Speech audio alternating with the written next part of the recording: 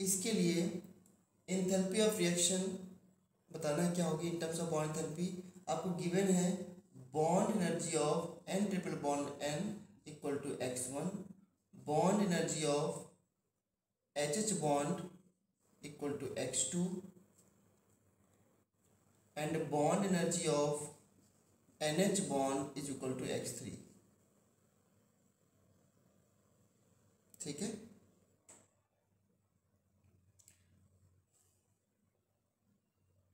कैसे करेंगे इसको?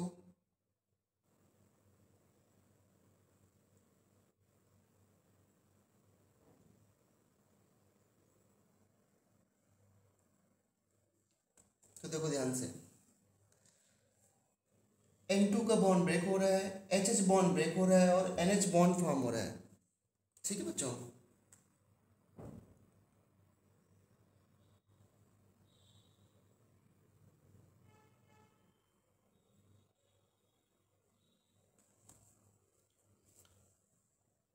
Enthalpy of reaction equal to bond energy of n triple bond n plus 2 into bond energy of HH bond minus NH3 में कौन सा bond form हुआ है बच्चों? NH3 में NH बॉन्ड फॉर्म हुआ है। और कितने NH बॉन्ड NH3 में? 3 NH बॉन्ड है, तो 3 NH बॉन्ड फॉर्म हुए हैं, लेकिन इसको 2 से मल्टीप्लाई कर दिया गया तो टोटल कितने NH बॉन्ड हो गए? 6 NH बॉन्ड। तो मैं यहाँ पे लिख दूंगा bond energy of 6 into bond energy of NH bond.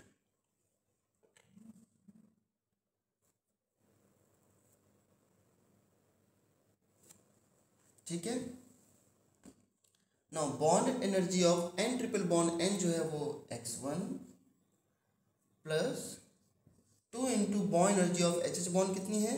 x2 minus 6 into bond energy of NH bond कितनी है? x3। ये इसका आंसर आ गया। अब मैं इसको समझाने के लिए x1 x2 x3 लिख रहा हूँ बच्चों। आपको जब क्वेश्चन आएगा तो इसका डेटा गिवन होगा, कोई डाउट नहीं इसमें।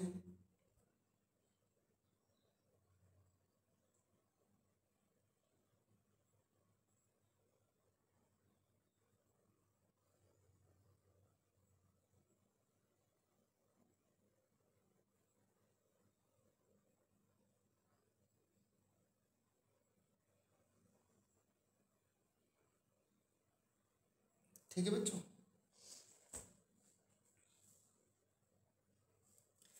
तो इस तरीके से आप बॉन्ड एनर्जी के क्वेश्चंस भी कर सकते हो।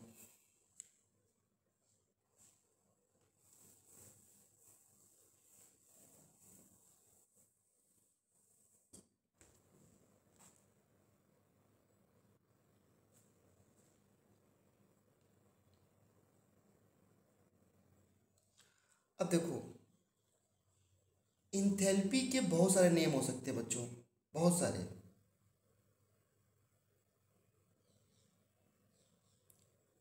आपने 4 नेम सुन लिए, enthalpy of formation, enthalpy of enthalpy of combustion, enthalpy of neutralisation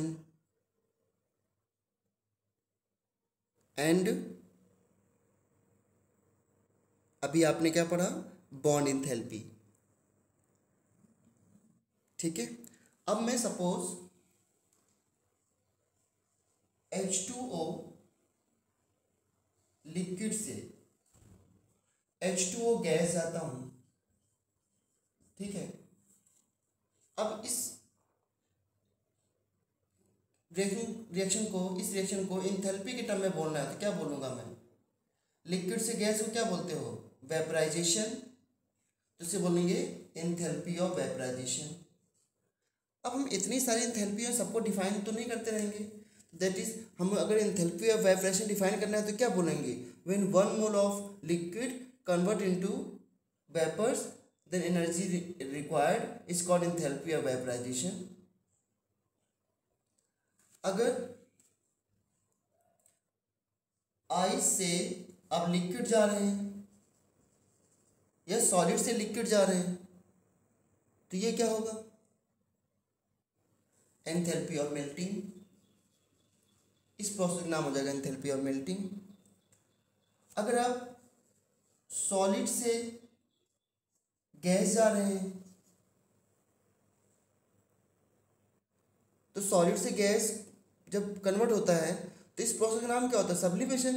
when solid is directly convert into gas या gas is directly convert into solid, then process is called sublimation.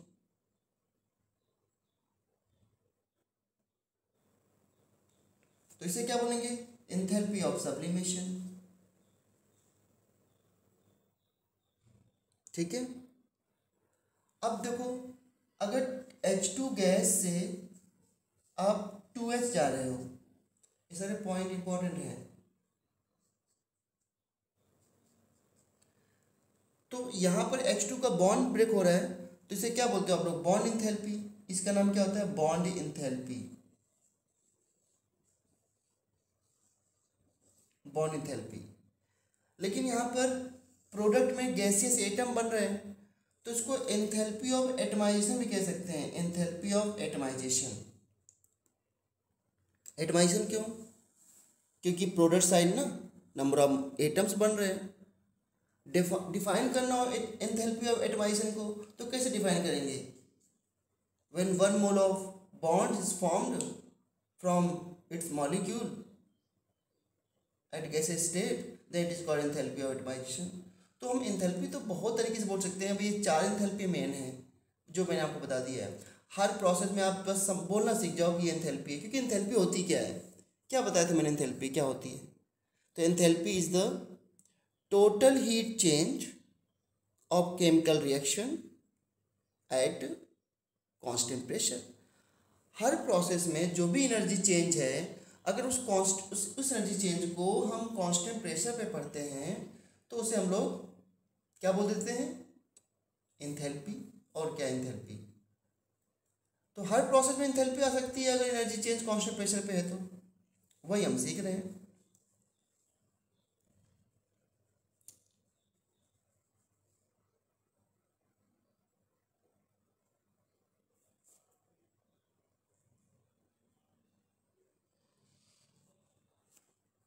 ये सारे नेम है enthalpy के। और देखो,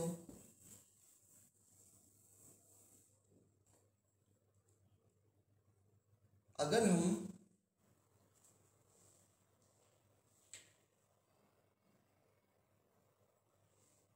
liquid को solid में convert कर रहे हैं, तो इस प्रोसेस का नाम क्या हो जाएगा, enthalpy of fusion. Delta H अब क्या हो जाएगा, एंथैल्पी ऑफ फ्यूजन। एक और नेम आ गया एंथैल्पी का। अगर हम CH2 डबल बॉन्ड CH2 में H2 गैस ऐड कर रहे हैं, CH2 डबल बॉन्ड CH2 में H2 गैस ऐड कर रहे हैं, तो we will get CH3 single bond CH3। इस रिएक्शन का नाम क्या होता था, याद है, ये रिएक्शन निकल की प्रेस में होती थी अराउंड 200 से 300 डिग्री सेल्सियस में। मैं हीट का साइन लगा देता हूँ। अब इसमें क्या कर रहे हो आप, H2 ऐड कर रहे हो, तो एडिशन ऑफ हाइड्रोजन को क्या बोलते हो, हाइड्रोजनेशन। तो इसका नाम क्या हो जाएगा, enthalpy of hydrogenation, enthalpy change in hydrogenation process, hydrogenation, right. अगर हम लोग NaCl सॉलिड को, किसी सॉलिड को उसके आयंस में ब्रेक कर देते हैं, Na प्लस गैस और Cl माइनस गैस, इस तरीके से किसी सॉलिड को अगर हम आयंस में ब्रेक कर देते हैं, तो इस प्रोसेस का नाम होता है एंथैल्पी ऑफ लैटिस, या इसको बोलते हैं लैटिस एंथैल्पी, जो कि आपने केमिकल बॉन्डिंग में पढ़ा है, lattice enthalpy, right.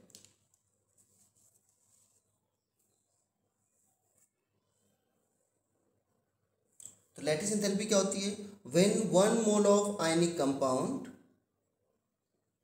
When one mole of ionic compound या ionic solid dissociate into its constituent ions, जिससे वो मिलके बना उसमें डिसोसिएट होता है, तो ठीक है। तो व्हेन वन मोल सॉलिड या ionic solid dissociate into its constituent ions, then it is called enthalpy of lattice या lattice enthalpy, isn't it? बिल्कुल सिंपल सा है।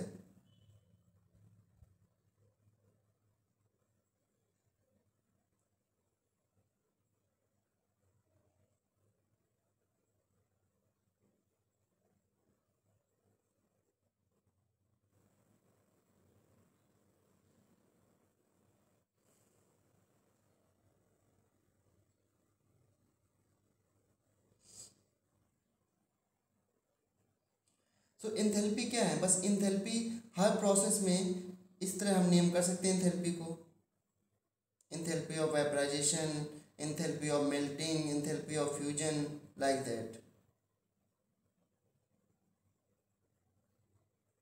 ठीक है,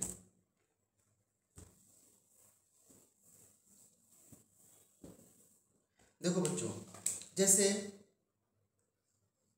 कॉपर सल्फेट है, अगर मैं इसमें 5 वाटर मॉलिक्यूल को ऐड कर दूं तो ये बन जाता है CuSO4.5H2O। तो क्या हो गया इसमें?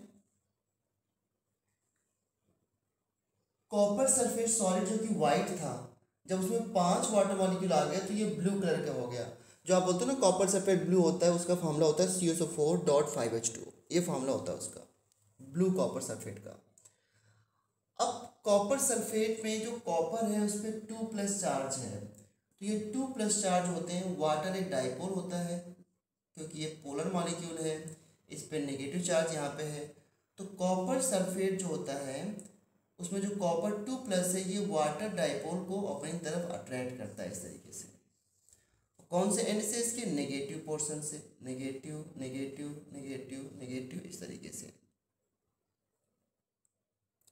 जब उसको अट्रैक्ट किया तब ये कंपाउंड बन गया। अब इस प्रोसेस में एंथैल्पी चेंज क्या होगा? इसने वाटर को एब्जॉर्ब किया अपने सरफेस पे, तो इसे बोलेंगे एंथैल्पी ऑफ हाइड्रेशन, या हाइड्रेशन एंथैल्पी कह सकते हैं इसको। या इस तरह प्रोसेस का नाम क्या होता है? जब कोई सब्सटेंस वाटर को एब्जॉर्ब करता है तो उसे क्या बोलते हैं हम लोग? डिग्री ऑफ हार्डनेस ना, राइट?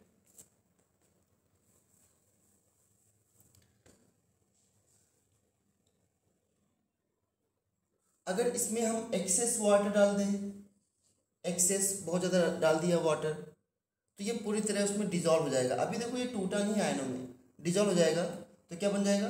CuSO4 इक्वल्स, अब मैं ऐसे लिखूंगा, तो कॉपर सल्फेट से यहाँ पे जाना डायरेक्टली, या कॉपर सल्फेट डॉट 5H2 से डायरेक्टली यहाँ पे जाना, इसे बोलते हैं enthalpy of solution, enthalpy of solution. ठीक है,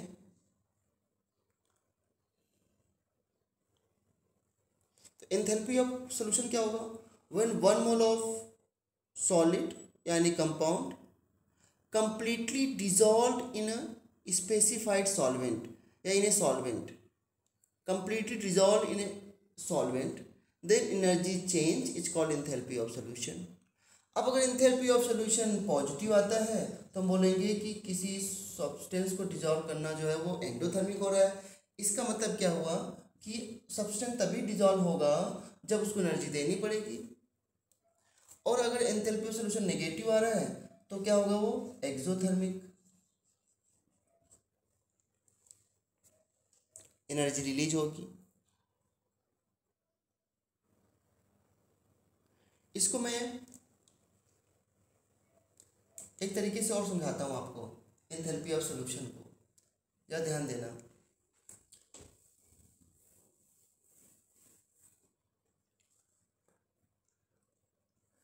एंथैल्पी ऑफ सॉल्यूशन को समझने के लिए पहले एक वर्ड समझो, हाइड्रेशन एंथैल्पी। ये केमिकल बॉन्डिंग में आपने पढ़ा है, एक बार मैं रिवाइज कर देता हूँ इसको।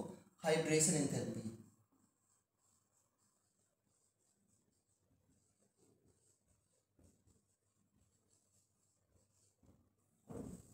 देखो हाइड्रेशन एंथैल्पी, हाइड्रेशन मतलब वाटर ही टर्म यूज होगा। अगर मैं इसको सॉल्वेशन एंथैल्पी बोलता तो, या एंथैल्पी ऑफ सॉल्वेशन बोलता, तो इसका मतलब कि सॉल्वेंट अदर देन वाटर है।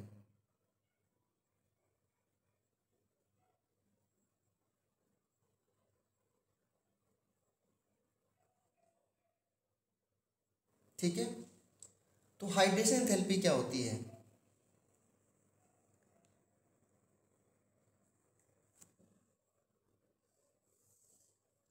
इस बीकर में बहुत सारे वाटर मॉलिक्यूल्स हैं, these are the water molecules, there are large number of water molecules present, and इस पे हमने कोई आयनिक कंपाउंड डाला है। अब वो आयनिक कंपाउंड ए प्लस और बी माइनस में टूट गया है। आयनिक कंपाउंड क्या था हमारा? A B. आपको पता है कि when you dissolve NaCl into water it breaks into Na plus and Cl minus in water. Water का डाइलेक्ट्रिक कांस्टेंट जो होता है वो 80 होता है, 78 से 80 तक होता है। और डाइलेक्ट्रिक कांस्टेंट का क्या मतलब होता है कि वो opposite ion, opposite charge ion के बीच में फोर्स को रिड्यूस करता है। ठीक है, तो जब A plus cation water molecule के अंदर होगा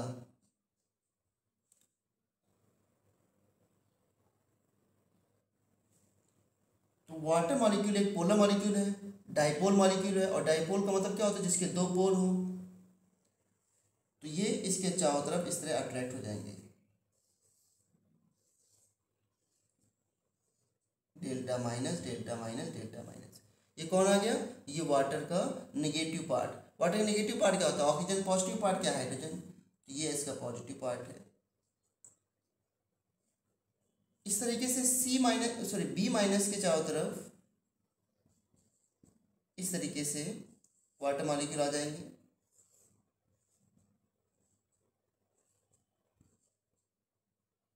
पॉजिटिव साइन के साथ, राइट। इसका पॉजिटिव पोल इसमें दूर होगा, नेगेटिव पोल। ये क्या हो रहा है? केटायन और एनायन वाटर मॉलिक्यूल के अपोजिट पोल से इंटरेक्ट हो रहे हैं। अब जब अपोजिट चार्ज इस तरह से अट्रैक्ट होते हैं तो एनर्जी क्या होती है? रिलीज होती है। मतलब केटायन के चारों तरफ वाटर मॉलिक्यूल भीड़ लगा लेंगे और बी माइनस चारों तरफ वाटर मॉलिक्यूल भीड़ लगा लेंगे। लेकिन बी माइनस तरफ वाटर के मॉलिक्यूल जो आएंगे वो पॉजिटिव पोल से आएंगे अट्रैक्ट होने के लिए, और ए प्लस की चारों तरफ वाटर के नेगेटिव पोल आएंगे अट्रैक्ट होने के लिए। और इस प्रोसेस से क्या रिलीज होगी? फिर एनर्जी। इसी एनर्जी रिलीज का नाम होता है hydration enthalpy.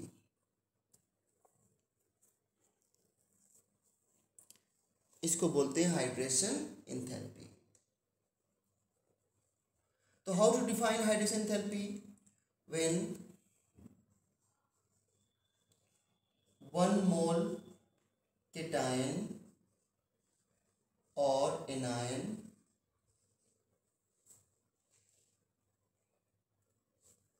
interact with water molecules, then energy release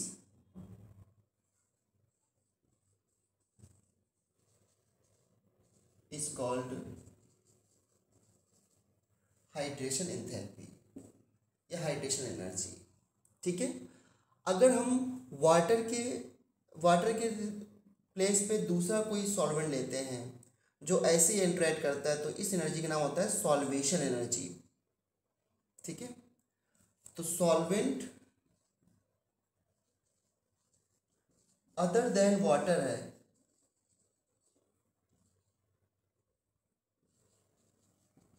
solvent other than water हम लेते हैं, then energy release will be solvation energy. Solvation, ठीक है, टर्म्स बड़े इंपॉर्टेंट हैं। हाइड्रेशन एंथैल्पी में एनर्जी हमेशा रिलीज होती है, इसलिए इसको रिप्रेजेंट करते हैं डेल्टा एच हाइड्रेशन से, HYD या HY केवल कर दो, एंथैल्पी ऑफ हाइड्रेशन और एनर्जी रिलीज होती है, तो इसको नेगेटिव से शो करेंगे इस तरीके से। इस इंटरेक्शन का नाम पता है किसी को क्या होता है? इस इंटरेक्शन का नाम, इस इंटरेक्शन का नाम होता है, क्या नाम होता है इसका? Ion dipole interaction. देखो आयन हो गया ये, ठीक है, ये आपका आयन हो गया, और वाटर डाइपोल हो गया, तो इसे क्या बोलेंगे? Ion dipole interaction, ion dipole interaction, ठीक है। आयन A+B- और डाइपोल वाटर, ठीक है। और जब भी अपोजिट चार्ज से अट्रैक्ट होते हैं तो एनर्जी हमेशा रिलीज होती है। ये हो गया आपकी हाइड्रेशन एंथैल्पी। आप देख सकते हो एंथैल्पी के कितने सारे नियम हो गए हैं।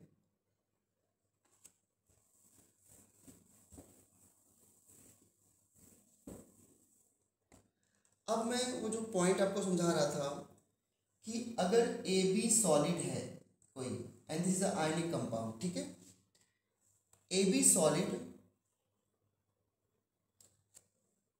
जब एक्सेस एक्वस में डिजॉल्व होता है, एक्सेस एक्वस में, तो ये क्या बनता है? A+ एक्वस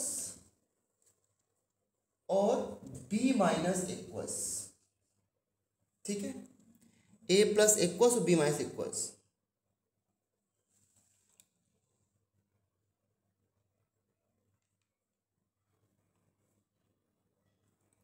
इस प्रोसेस का नाम होता है एंथैल्पी ऑफ सॉल्यूशन। इस प्रोसेस में जो भी एनर्जी चेंज होती है उससे बोलते हैं enthalpy of solution. When 1 mole of ionic compound completely dissolved in excess solvent, then energy release or absorb is called enthalpy of solution, enthalpy of solution, ठीक है, enthalpy of solution कह सकते हो, कह सकते हो, मतलब कहना है क्या? क्या मैंने बोला, फिर से डिफाइन करता हूँ। when 1 mole of ionic compound completely dissolved in specified solvent, then energy release or absorb is called enthalpy of solution। But यहाँ पे एंथैल्पी ऑफ सॉल्यूशन को समझने के लिए मैं क्या कहना चाह रहा हूँ कि जब AB सॉलिड किसी सॉल्वेंट में डिसॉल्व किया जा रहा है, AB सॉलिड, तो पहले ये AB सॉलिड A+ और B- में टूटता है, उसके बाद ये वाटर से हाइड्रेट होता है। मतलब पहले ये आयनों में टूटेगा ना, पहले आयनों में टूटेगा, फिर वाटर से अट्रैक्ट होगा। अभी थोड़ी देर पहले मैंने सिखाया ना आपको कि A+ के चारों तरफ वाटर मॉलिक्यूल आ जाएंगे, B- के चारों तरफ वाटर मॉलिक्यूल आ जाएंगे। तो मैं वही कहना चाह रहा हूँ कि पहले AB सॉलिड जब एक्सेस सॉलिड में जाएगा, टूटेगा A+ और B- में, गैस में। अब ये बहुत जल्दी प्रोसेस होगा, A+ और B- गैस में टूटेगा AB सॉलिड। इस प्रोसेस का नाम होता है लैटिस एंथैल्पी। अभी थोड़ी देर पहले मैंने सिखाया आपको लैटिस एंथैल्पी, ये वर्ड आपने 11th में पढ़ा है, sorry 10th chapter number 4 chemical bonding पढ़ा है। Lattice enthalpy, when 1 mole of ionic compound dissociate into it constituent atom, constituent ions,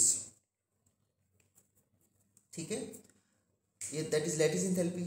फिर इसके बाद जो A+ B- एक्वस से अट्रैक्ट होते हैं, एक्वस से, तब A+ एक्वस B- एक्वस बन जाता है, तब हम यहाँ पहुँचेंगे। इसका नाम क्या होता है? Enthalpy of hydration. अब यही सिखाया मैंने आपको। एंथैल्पी ऑफ हाइड्रेशन क्या होता है? व्हेन 1 मोल ऑफ केटायन और anion interact with the water, then it is called enthalpy of hydration, ठीक है। तो जब एंथैल्पी ऑफ सॉल्यूशन डिफाइन करना होता है तो एंथैल्पी ऑफ सॉल्यूशन दो एनर्जी का पार्ट है। एक, जब आयनिक कंपाउंड पहले गैसियस आयंस में टूटेगा और फिर गैसियस आयंस जो हैं वो वाटर से अट्रैक्ट होंगे। समझे बात को?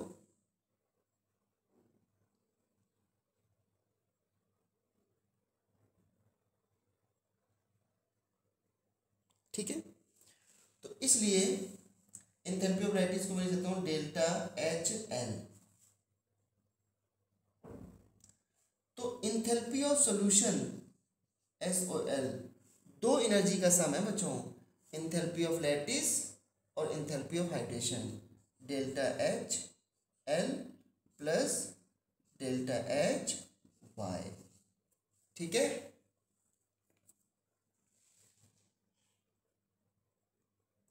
अब आयनिक सॉलिड जब आयंस में टूटता है तो एनर्जी हमेशा एब्जॉर्ब होती है, तो ये क्या हो गया पॉजिटिव, और जब आयंस बनते हैं वाटर से अट्रैक्ट होते हैं तो एनर्जी रिलीज होती है, दैट इज नेगेटिव। तो अब मुझे बताओ कि इंथैल्पी ऑफ सॉल्यूशन जो है वो पॉजिटिव या नेगेटिव कब आ सकता है? अगर lattice enthalpy greater than hydration enthalpy है तो एनर्जी एब्जॉर्ब होगी किसी सॉलिड को डिसॉल्व करने में, और अगर हाइड्रेशन एनर्जी लैटिस इंथैल्पी से ज़्यादा है तो एनर्जी रिलीज होगी when solid dissolve in aqueous.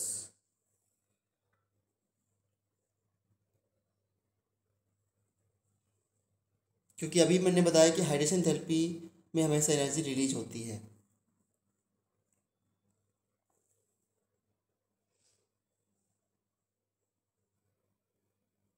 ठीक है,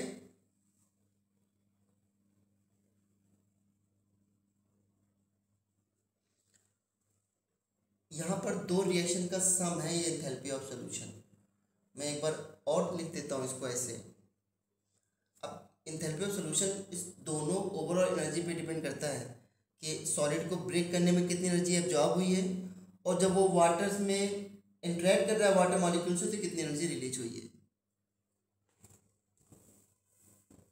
देखो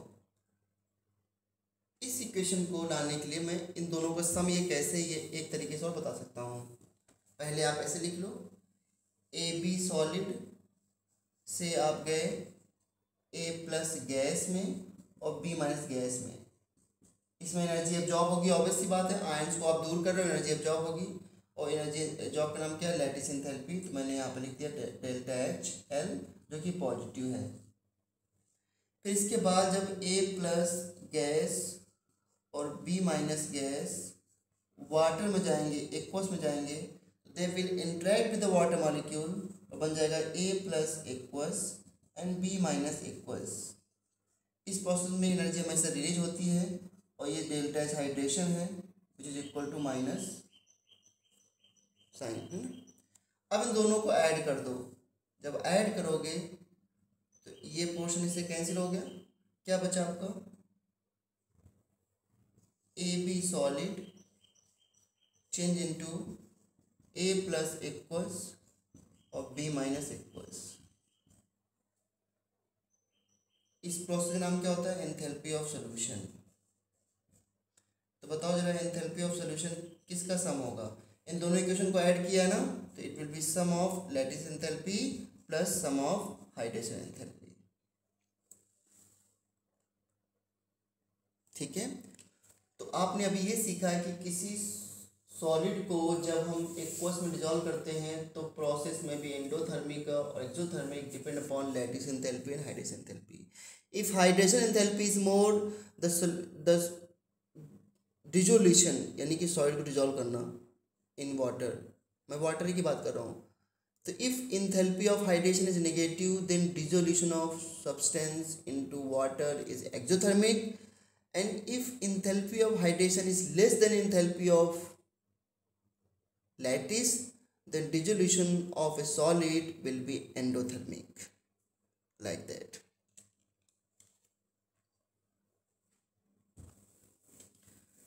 तो इंथैल्पी के इस तरीके से बहुत सारे नेम हो सकते हैं बच्चों। जैसे मैं कहूँ आपसे कार्बन सॉलिड से, एक एग्जांपल दे रहा हूँ, कार्बन सॉलिड से मैं कार्बन गैस जाता हूँ, तो सॉलिड से गैस जा रहे हैं तो इसको हम बोलेंगे एंथैल्पी ऑफ सब्लिमेशन, है ना। लेकिन यहाँ पर enthalpy of sublimation equal to enthalpy of atomization भी है। क्यों? क्योंकि सॉलिड से गैस, और गैसियस तो एटम्स है ना, सारे कार्बन गैस में एटम्स के फॉर्म में होंगे, तो ये एंथैल्पी ऑफ एटमाइजेशन भी है और सब्लिमेशन भी है। लेकिन अगर आप, मैं कहूँ CO2 सॉलिड से आप CO2 गैस जा रहे हो, तो this is not enthalpy of atomization, this is only enthalpy of sublimation. ठीक है, डेल्टा HS सब में ऐसा है। ओके, अगेन अगर मैं Na सॉलिड से Na गैस जाऊं तो सॉलिड से गैस एंथैल्पी ऑफ सब्लिमेशन भी है ये और एंथैल्पी ऑफ एटमाइजेशन भी है। जब राइट हैंड साइड में एटम्स बनेंगे तो एंथैल्पी ऑफ एटमाइजेशन भी हो जाएगा वो। ठीक है।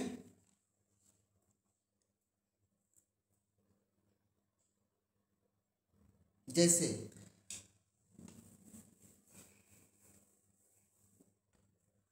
अगर आप सी ग्रेफाइट प्लस O2 से CO2 गैस फॉर्म करते हो, ठीक है, तो ये CO2 के फॉर्मेशन है ना, याद करो एंथैल्पी ऑफ फॉर्मेशन क्या होता है, when one mole of compound is form from its element at standard stable state,